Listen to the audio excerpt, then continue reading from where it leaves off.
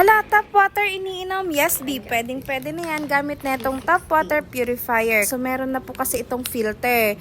Ayan pong mga bilog-bilog na nakikita nyo na ilang layers. Ayan pang filter niya. So, it is pwede po sa inyong mga faucet na kahit ano po, universal faucet, magkakasya at magkakasya yan.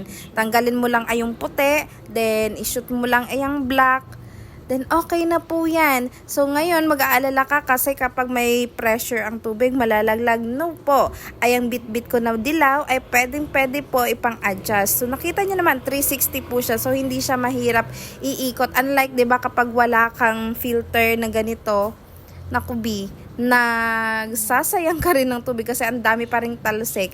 So ayan po, i-adjust nyo lang po siya sa inyong faucet, kaya hindi po matatanggal ang inyong filter kahit na meron na pong pressure ng tubig. 'Di ba kadalasan dito tayo kumukuha ng tubig B, pang hugas ng bigas, pang saing, pangluto ng ulam. Kasi naman B, kapag mineral water pang gagamitin mo, mahal.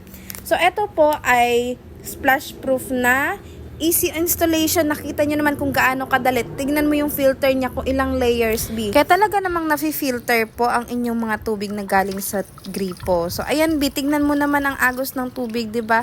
Napaka-aesthetic na rin po ng look niya. Meron po iba-ibang kulay niyan. Nandyan lang yan sa yellow basket. Ang mura lang yan. Bakit ka magtitipid? Check out na. Bye!